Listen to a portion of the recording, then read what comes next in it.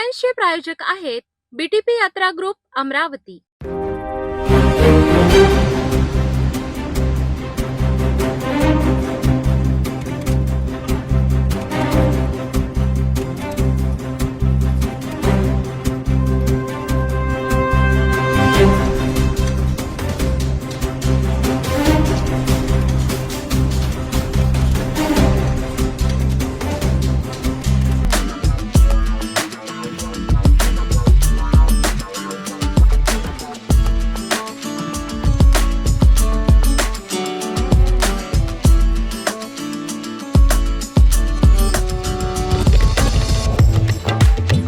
अमरावती महानगरपालिका निवडणुकीच्या रणधुमाळीत तिकीट वाटपावरनं भारतीय जनता पार्टीमध्ये मोठी नाराजी पाहायला मिळत आहे।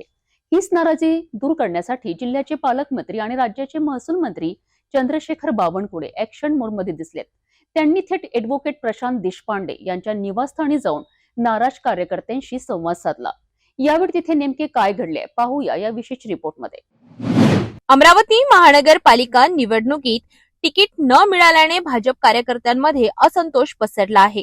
विशेषतः ॲडव्होकेट प्रशांत देशपांडे यांची तिकीट कापल्यामुळे कार्यकर्ते आक्रमक झाले होते।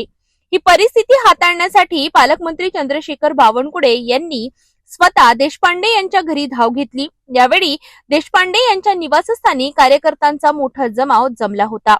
पार्लमेंटरी बोर्डाने तिकीट वाटपात कशा प्रकारे घोळ केला आणि याचे परिणाम निवडणुकीवर कसे होतील याची सविस्तर माहिती देशपांडे यांनी पालकमंत्र्यांना दिली। कार्यकर्त्यांची बाजू ऐकून घेतल्यावर बावनकुळे यांनी देशपांडे यांचे तिकीट कापले जाणे ही एक मोठी चूक असल्याची कबुली दिली। तसेच प्रशांत देशपांडे हे पक्षाचे प्रथम श्रेणीतील नेते असून आगामी काळात त्यांच्यावर मोठी जबाबदारी सोपविली जाईल असे आश्वासन देत कार्यकर्त्यांची नाराजी दूर करण्याचा प्रयत्न केला। यावेळी शहराध्यक्ष डॉक्टर नितीन धांडे, जिल्हाध्यक्ष रविराज देशमुख, आमदार प्रताप अडसळ आणि संजय किरतकर यांच्यासह भाजपचे अनेक पदाधिकारी उपस्थित होते। सीट्सवर फरक पडू शकतो ही जी कल्पना याची पूर्ण कल्पना आम्ही बावनकुळे साहेबांना दिली। बावनकुळे साहेबांना मी हेही सांगितलं की जेव्हा सर्वे होतो, सर्वेमध्ये जे हायेस्ट असतात त्यांना तिकीट दिला जाते। असं असताना सुद्धा काही लोकांना मुद्दाम हेतुपुरस्सर काढण्यात आलं आहे। याच्यामुळे बरीचशी नाराजी या शहरामध्ये आहे। हे सगळं म्हटल्यानंतर त्यांनी मला काही ऑप्शन्स दिले आणि माझ्याबरोबर तिरतकर पण होते, त्यांचं सुद्धा पूर्ण झालं। त्यांनी सांगितलं की भाजपच्या मेन स्ट्रीममधून तुम्हाला आम्ही बाहेर जाऊ देणार नाही। तुमचं महत्त्व भाजपमध्ये किती आहे हे आम्हाला माहिती आहे आणि शहराच्या दृष्टीने त्यांच्या म्हणण्यानुसार जे तिकीट माझं कापलं गेलं ते एक चुकीची घटना घडली हे त्यांनी कबूल केलं आणि पुन्हा पक्षामध्ये कुठली जबाबदारी देता येते त्या दृष्टीने 2 दिवसांतर ते येतील आणि पुन्हा चर्चा करतील हे आश्वासन दिलं आहे। त्यामुळे आपण ज्यासाठी इथे जमलो होतो मला असं वाटतं आपल्यासाठी आजच्या पुरतं तरी हे सफिशियंट आहे। आपण कामाला लागू। कोर कमिटीची माफी मागितली। पार्लमेंटरी बोर्डनी जी चांगली परिस्थिती भाजपची होती त्याला कदाचित धक्का लावण्याचा प्रयत्न केला आहे की त्याच्या झाल्यामुळे धक्का लागला आहे असं सगळ्यांचं म्हणणं होतं आणि असं वक्तव्य सगळ्याच लोकांनी आज बावनकुळे साहेबांसमोर केलं की काही सीट्स ज्या चुकीच्या दिल्या गेल्या आहे त्यामुळे नुकसान होऊ शकतं ही शक्यता नाकारता येत नाही असं सुद्धा सगळ्या लोकांचं म्हणणं होतं। असा आरोप सुद्धा काही उमेदवारांनी केला की पैशाचं देवाणघेवाण होऊन असं उमेदवार म्हणून तिथे कोणी नव्हते, काही लोक होते। त्यांनी चर्चा अशी आहे असा शब्द वापरला, आरोप कुणी लावला नाही। त्यामुळे गावामध्ये चर्चा आहे, काही पेपरमध्ये सुद्धा असं आलं आहे पण त्याच्यावर त्यांनी कुठलीही कॉमेंट आपल्या आज तरी केलेली नाही। पालकमंत्री चंद्रशेखर बावनकुळे यांच्या या भेटीमुळे तुतारस्तरी कार्यकर्त्यांमधील रोष शांत झाल्याचे चित्र दिसत आहे। मात्र ही डॅमेज कंट्रोलची खेळी निवडणुकीत भाजपाला किती यश मिळवून देते हे पाहणे महत्त्वाचे ठरेल। अमरावती महानगरपालिका निवडणुकीच्या प्रत्येक अपडेटसाठी पाहत राहा सिटी न्यूज। महापालिका निवडणुकीच्या पार्श्वभूमीवर राजापेठ झोनमधील निवडणूक रणधुमाळी आता वेग घेताना दिसत आहे। राजापेठ झोन अंतर्गत येणाऱ्या प्रभाग क्रमांक 11, 12 आणि 18 साठी उमेदवारांची चिन्ह वाटप प्रक्रिया पूर्ण झाली असून 3ही प्रभाग मिळून तब्बल 94 उमेदवारांना शनिवारी निवडणूक चिन्हे वाटप करण्यात आली आहेत। नेमकी काय आहे ही प्रक्रिया आणि पुढील राजकीय हालचाली जाणून घेऊया या रिपोर्टमधनं।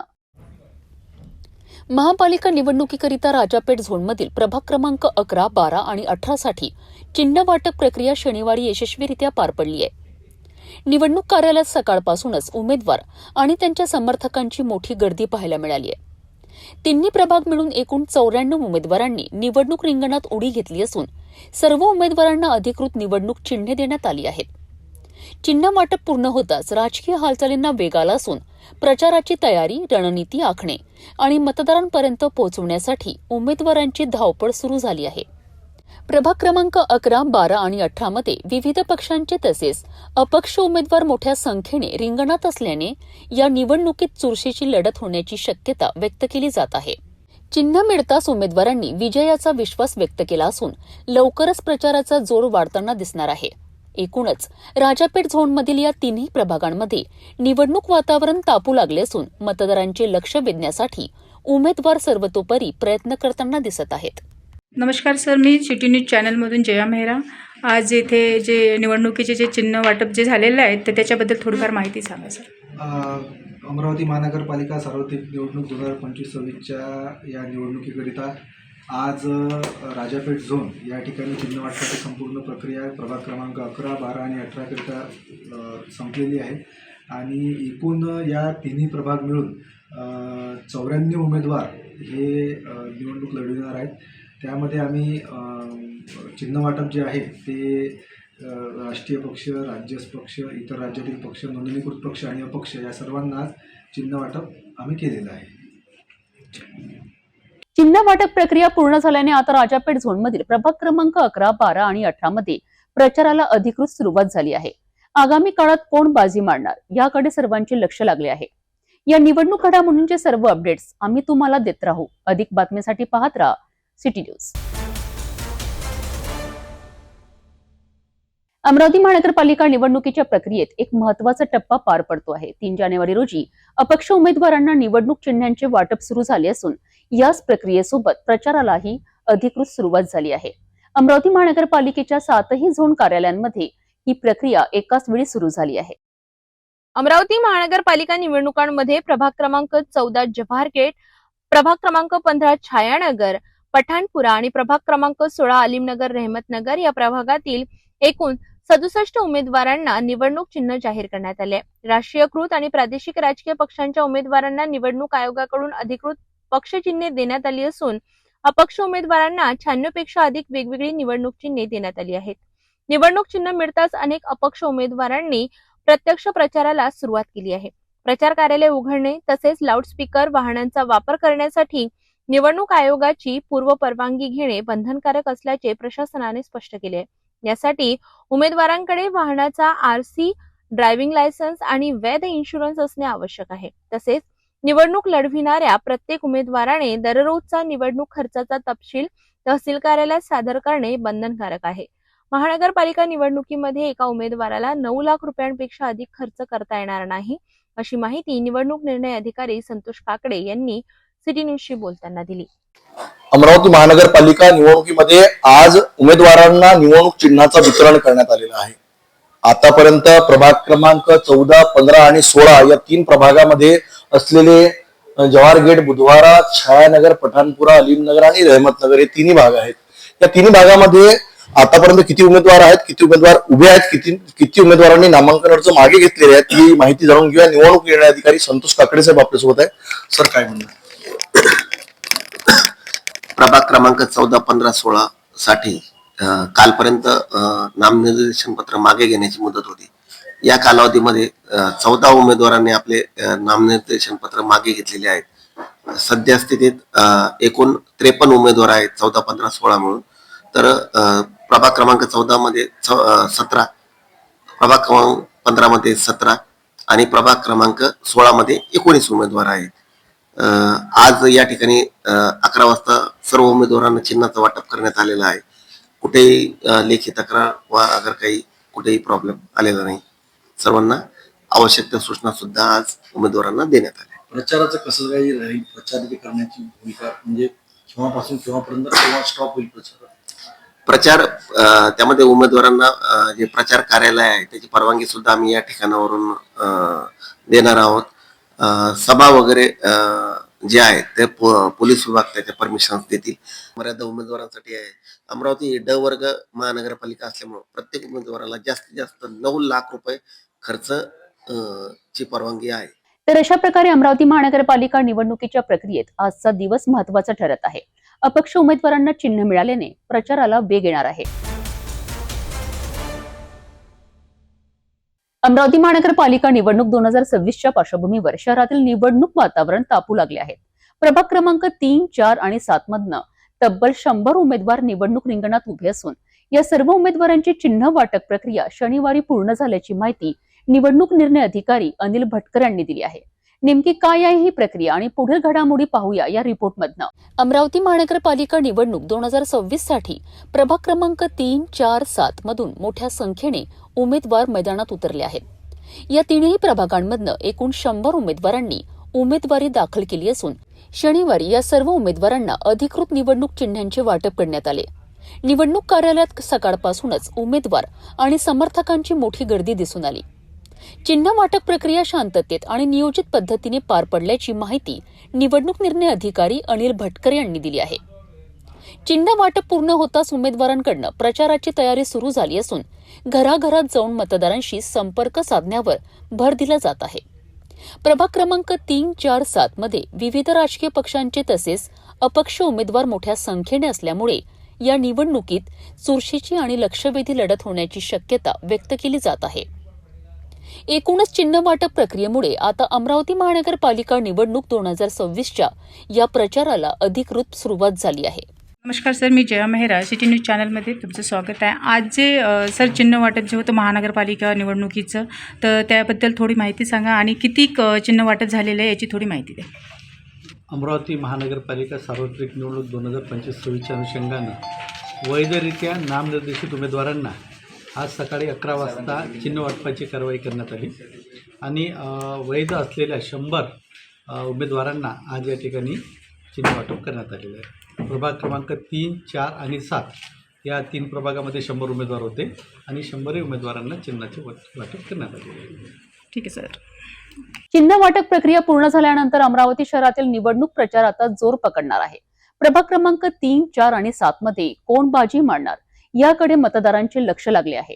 या निवडणुकीत प्रक्रियेतील प्रत्येक अपडेट आम्ही तुम्हाला देत राहू.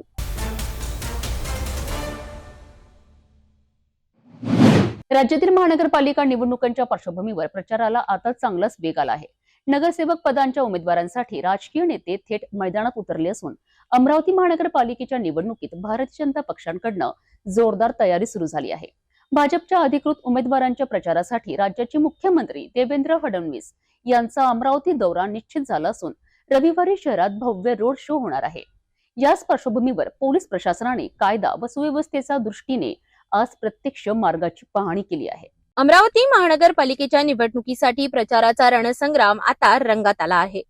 भारतीय जनता पक्षाच्या अधिकृत उमेदवारांच्या प्रचारासाठी राज्याचे मुख्यमंत्री देवेंद्र फडणवीस हे रविवार 4 जानेवारी 2026 रोजी अमरावती दौऱ्यावर येणार असून यावेळी शहरातील प्रमुख मार्गांवरून त्यांचा भव्य रोड शो आयोजित करण्यात आला आहे. या रोड शोच्या पार्श्वभूमीवर कायदा व सुव्यवस्था अबाधित राहावी तसेच कोणताही अनुचित प्रकार घडू नये यासाठी पोलीस प्रशासन पूर्णतः सज्ज झाले आहे. याच अनुषंगाने रविवार 3 जानेवारी रोजी अमरावती शहराचे पोलीस आयुक्त राकेश ओला, उपायुक्त गणेश शिंदे आणि रमेश धुमाळ, वाहतूक विभागाचे वरिष्ठ पोलीस निरीक्षक प्रवीण वांगे यांनी आपल्या पथकासह रोड शो मार्गाची पाहणी केली. विशेष म्हणजे ही पाहणी सिटी न्यूज चॅनलच्या महासंग्राम रथावर बसून करण्यात आली. यावेळी सिटी न्यूज चॅनलचे प्रबंध संपादक डॉक्टर चंदू सोजेतिया हे देखील उपस्थित होते. मुख्यमंत्र्यांच्या रोड शोचा मार्ग पंचवटी चौक, शेगाव नाका, नवीन कॉटन मार्केट, चौधरी चौक, आदर्श हॉटेल, जयस्तंभ, श्याम चौक, राजकमल चौक, गांधी चौक, शिलांगण रोड, नवीन बियाणी चौक, साईनगर आणि साई मंदिर असा निश्चित करण्यात आला आहे. या संपूर्ण मार्गावर वाहतूक व्यवस्थापन, गर्दी नियंत्रण तसेच सुरक्षेच्या सर्व बाबींची सखोल पाहणी पोलीस आयुक्तांनी केली आहे. रोड शो दरम्यान कोणताही अडथळा निर्माण होऊ नये आणि नागरिकांना कोणतीही गैरसोय होऊ नये यासाठी आवश्यक त्या सूचना अधिकाऱ्यांना देण्यात आल्या आहेत. अमरावती महानगरपालिका निवडणुकीच्या पार्श्वभूमीवर मुख्यमंत्री देवेंद्र फडणवीस यांच्या रोड शो साठी पोलीस प्रशासन सज्ज झाले असून शहरात कड्डेकोट सुरक्षा व्यवस्था ठेवण्यात येणार आहे. आता रविवारी होणाऱ्या या रोड शोकडे राजकीय वर्तुळासह नागरिकांचेही लक्ष लागले आहे.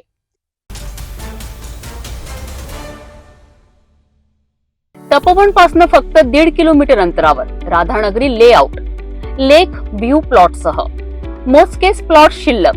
त्वरित संपर्क करा 9930070667 किंवा 7620433325 या क्रमांकावर.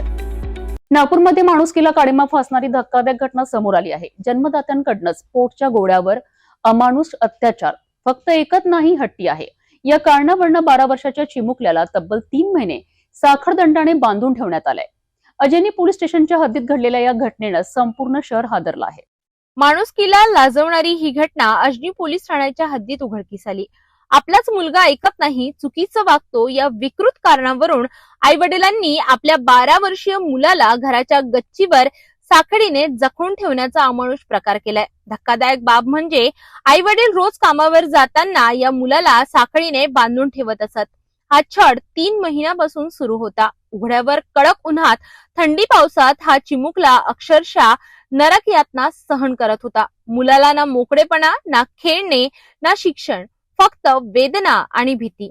अखेर या घटनेची माहिती चाइल्ड हेल्पलाईनला मिळाली. त्यानंतर महिला व बाल कल्याण विभागाच्या बाल संरक्षण पथकाने अजनी पोलिसांच्या मदतीने तातडीने घटनास्थळी धाव घेतली.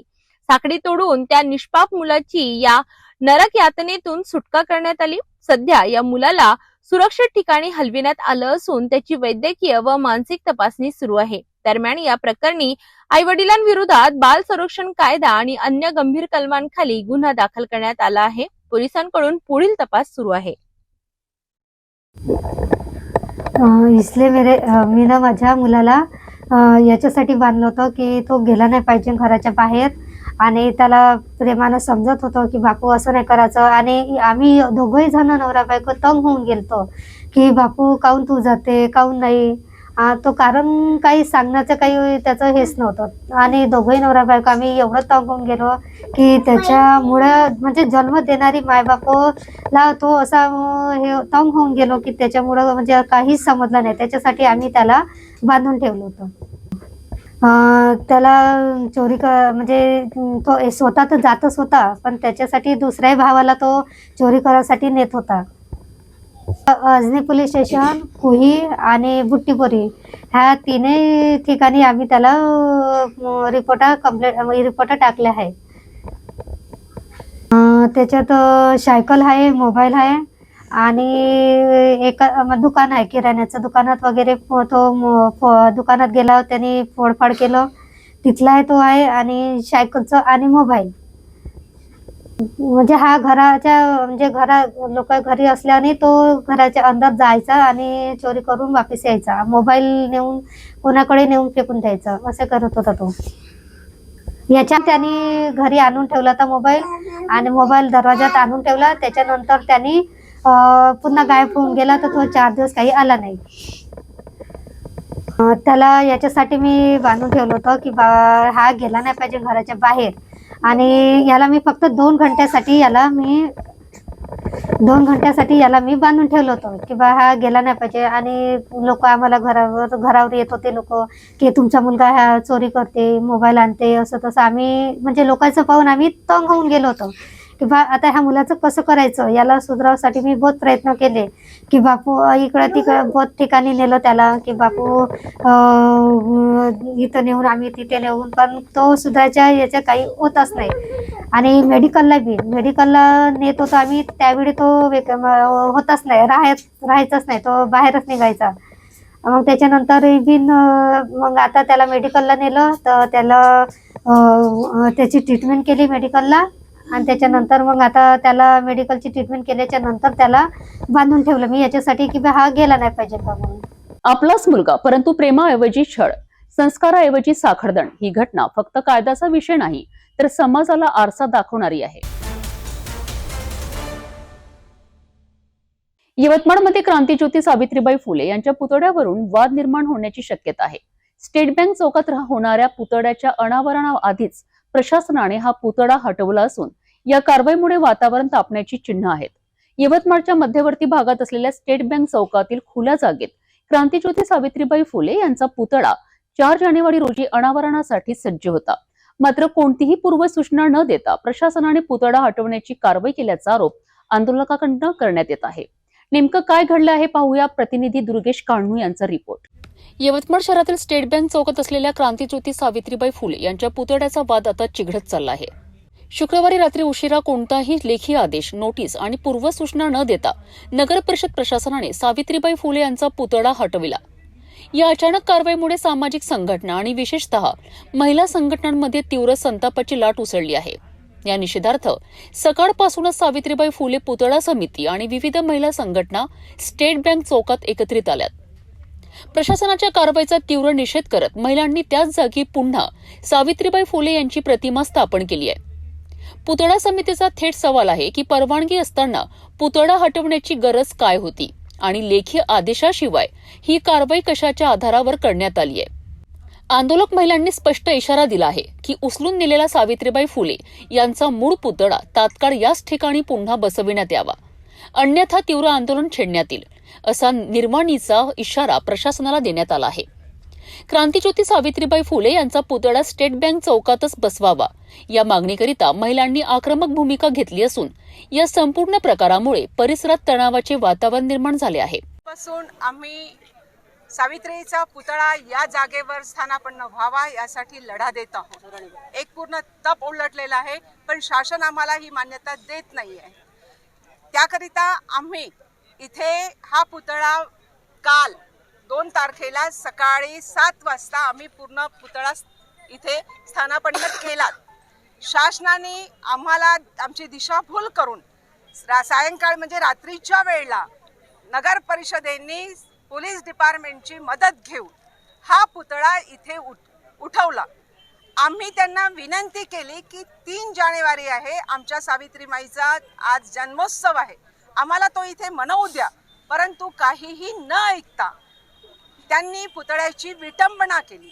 ही आमच्या समस्त सावित्रीबाईची विटंबना म्हणजे या देशातील प्रत्येक नारीची विटंबना आहे. यासाठी आम्ही निषेध करतो. आम्ही त्यांना विनंती करून सुद्धा त्यांनी आमची विनंती मानली नाही. सावित्रीबाईची विटंबना केल्यामुळे आम्ही शासनाला ही मागणी करतो आहोत की त्यांनी इथे पुन्हा आमच्या सावित्रीबाईचा पुतळा सन्मानाने स्थानापन्न करून द्यावा. या संदर्भात काय अतिशय चुकीची माहिती आहे. आमच्याकडे नगर परिषदेची मान्यता आहे, आमच्याकडे पोलीस स्टेशनची मान्यता आहे, PWDची मान्यता आहे, RTOची मान्यता आहे, फॉरेस्ट ऑफिसची मान्यता आहे. सर्व मान्यता आमच्याकडे उपलब्ध आहे. परंतु शासन म्हणत आहे, नगर परिषद म्हणत आहे की आमच्याकडे मान्यता नाही आहेत. सर्व मान्यता असून सुद्धा आणि आम्ही ते SP ऑफिसला दाखवून सुद्धा काल हा एक संविधानाच्या विरोधात एका स्त्रीच्या सन्मानाचा दिवस असताना आम्हा सर्व समस्त महिला वर्गाचा अपमान शासनाने केला आहे. आणि विशेष बाब ही म्हणजे कालच 2 तारखेला एक महिला नगराध्यक्षाने नगराध्यक्षाचं पद भूषविलेलं आहे आणि त्याच दिवशी एका प्रेरणास्थान असलेल्या ज्या सावित्रीने आम्हा महिलांसाठी बहुजनांसाठी शेणगोळे आपल्या अंगावर झेलले त्याच स्त्रीचा अपमान, त्या स्त्रीची विटंबना शासनाकडून नगर परिषदेकडून झाली आहे. आम्ही तीव्र शब्दात या घटनेचा निषेध नोंदवतो आणि एक त्यांना संधी देतो की त्यांनी पुन्हा सन्मानाने तो पुतळा इथे विराजमान करून द्यावा. जी शिक्षणाची ज्योत सावित्रीबाई फुले यांचा जी विटंबना केली आणि त्यांचा पुतळा काढलेला आहे. मी आज या ठिकाणी आम्ही परत सन्मानाने सावित्री आईचा पुतळा या ठिकाणी आम्ही परत बसवत आहोत. आणि मी यवतमाळचाच नव्हे तर तमाम महाराष्ट्रातल्या महिलांना आवाहन करते की ज्या सावित्री माईचा विटंबना करण्यात आलेली आहे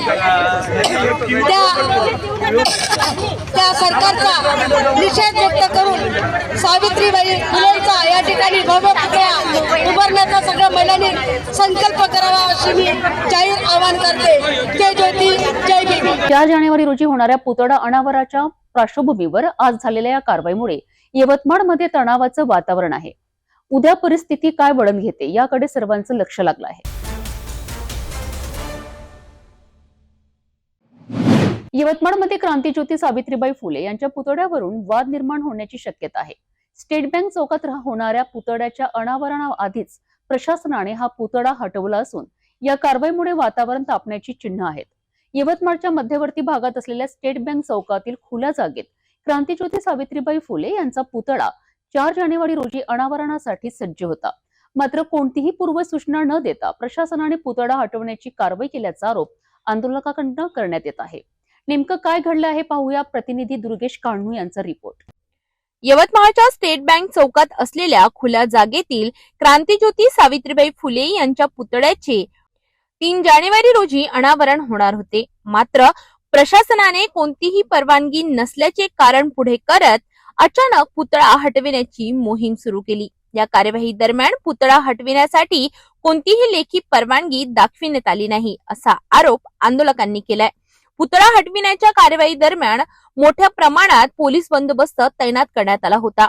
पालिकेच्या कर्मचाऱ्यांनी पुतळा काढण्यास सुरुवात करताच परिसरात संतप्त आंदोलन पाहायला मिळालं. क्रांतीज्योती सावित्रीबाई फुले यांचा अपमान होत असल्याचा आरोप करत कार्यकर्ते आणि नागरिकांनी जोरदार घोषणाबाजी केली. सावित्रीबाई फुले या केवळ पुतळा नाही, त्या आमची ओळख आणि प्रेरणा आहेत. कोणतीही परवानगी न दाखवता पुतळा हटवणं हे चुकीचं आहे. प्रशासनाने याची जबाबदारी घ्यावी, अशी प्रतिक्रिया प्राध्यापक सविता हजारे यांनी सिटी न्यूजशी बोलताना दिली. सावित्री आईचा पुतळा हा उचलण्यात येत आहे. उद्या 3 जानेवारी आहे. असे यवतमाळमध्ये कित्येक पुतळे बसलेले आहे की ज्याची मान्यता नाहीये. आमच्या जवळ परवानगी आहेत, संपूर्ण कागदपत्र आहेत. नगर परिषदेची परवानगी आहेत, पोलीस स्टेशनची परवानगी आहेत, PWDची परवानगी आहेत, फॉरेस्ट डिपार्टमेंटची परवानगी आहेत, ट्रॅफिक RTOची परवानगी आहेत. आमच्या जवळ ह्या सर्व परवानगी आहेत आणि या जागेवर पुतळा बसवण्यासाठी सर्व परवानगी दिलेली आहे. 12 वर्षापासून आम्ही या जागेवर पुतळा बसवण्यासाठी लढा देऊन राहिलेलो आहोत आणि तरीही सुद्धा यवतमाळमध्ये अनेक पुतळे, दीनदयाल उपाध्यायच्या पुतळ्याचा कोणते कागदपत्र दिलेले तरी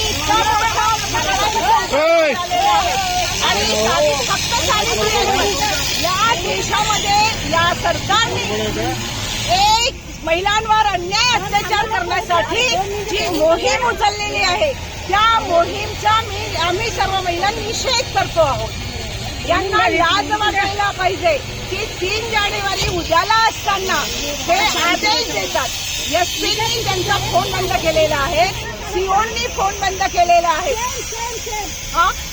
आपल्या इथले मंत्री महोदय उईके साहेबांनी सुद्धा त्यांच्याशी आम्ही कॉन्टॅक्ट केलेला आहे आणि त्यांनीही त्यांचा फोन बंद केलेला आहे. ही तानेशाही आहे. तुम्ही अधिकारी जनतेचे आहात, तुम्ही उमेदवार जनतेचे आहात, जनतेने निवडून दिलेला आहे आणि एक सावित्रीचा पुतळा तुम्हाला सहन होत नाहीये. 4 जानेवारी रोजी होणाऱ्या पुतळा अनावरणाच्या पार्श्वभूमीवर आज झालेल्या या कारवाईमुळे यवतमाळमध्ये तणावाचं वातावरण आहे. उद्या परिस्थिती काय वळण घेते याकडे सर्वांचं लक्ष लागलं आहे. लातूर नांदेड राष्ट्रीय महामार्ग क्रमांक 361 वर शनिवारी सकाळी एक भीषण अपघात घडला आहे. शिरूर ताजबंद बायपासवरील पुलावरून एक भरधाव ट्रक थेट खालीच कोसळलाय. सुदैवाने या अपघातात कोणतीही जीवितहानी झाली नसली, मात्र ट्रक चालकासह आणखी एक जण गंभीर जखमी झाले आहे. लातूर नांदेड राष्ट्रीय महामार्ग क्रमांक 361 वरील शिरूर ताजबंद बायपास येथे भीषण अपघात घडला. भरधाव वेगात असलेल्या ट्रक चालकाचे नियंत्रण सुटल्याने थेट पुलावरून खाली कोसळला. अपघात इतका भीषण होता की ट्रकचे मोठ्या प्रमाणावर नुकसान झाले. या घटनेत ट्रक चालक आणि त्याच्यासोबत असलेल्या आणखी एक जण गंभीर जखमी झाले आहेत. घटनेची माहिती मिळताच स्थानिक नागरिक आणि पोलिसांनी तत्काळ घटनास्थळी धाव घेतली. जखमींना तात्काळ लातूर येथील रुग्णालयात उपचारासाठी दाखल करण्यात आले. सुदैवाने या अपघातात कोणतीही जीवितहानी झालेली नाही, मात्र अपघातामुळे काही काळ महामार्गावरील वाहतूक विस्कळीत झाली होती. या अपघाताचे नेमके कारण अद्याप स्पष्ट झाले नसून पोलिसांकडून तपास सुरू आहे. सुदैवाने या भीषण अपघातात कोणतीही जीवितहानी झालेली नाही, मात्र गंभीर जखमींवर लातूर येथे उपचार सुरू आहेत. अपघाताच्या कारणांचा तपास पोलिसांकडून सुरू आहे.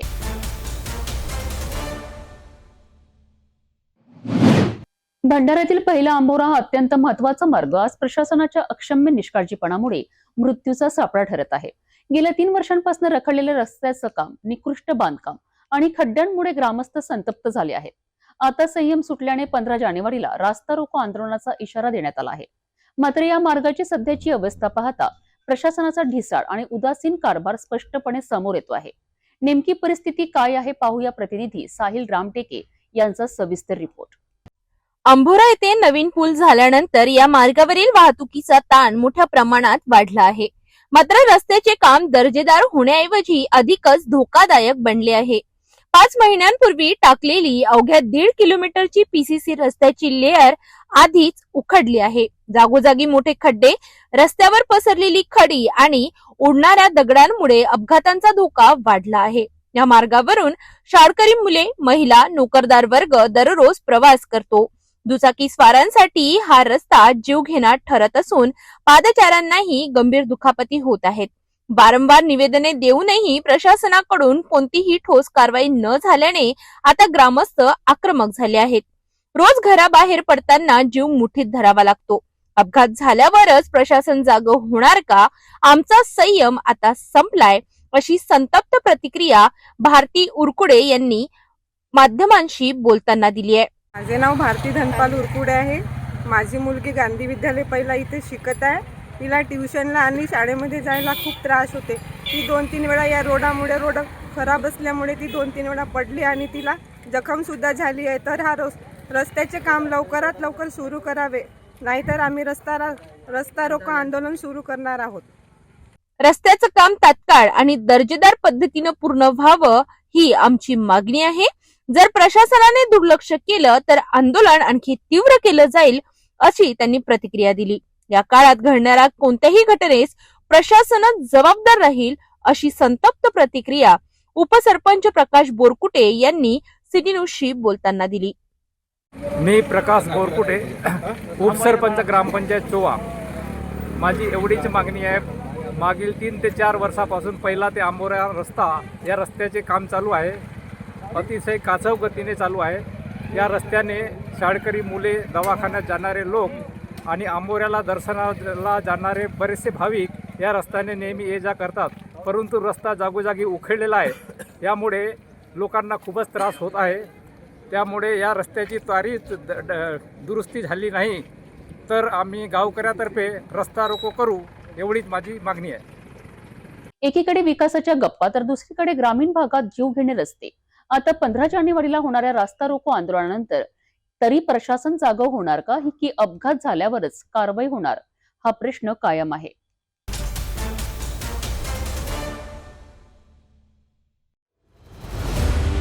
महानगरपालिका चुनाव महासंग्राम शुरू. ये सिर्फ वोट नहीं, ये है शहर का भविष्य. पानी, सड़क, सफाई, सुरक्षा. वादे कागजों पर नहीं, जमीन पर परखे जाएंगे. जनता करेगी सवालों से वार. और उम्मीदवार कैसे करेंगे ये इम्तिहान पार. दावे कटघरे में और सच्चाई कैमरे के सामने. सिटी न्यूज सिर्फ कवरेज नहीं, खोलेगा सच की परतें. सवाल तेज, जवाब साफ. आपके साथ, आपके पास, गली गली, प्रभाग प्रभाग. देखिए चुनाव स्पेशल महासंग्राम.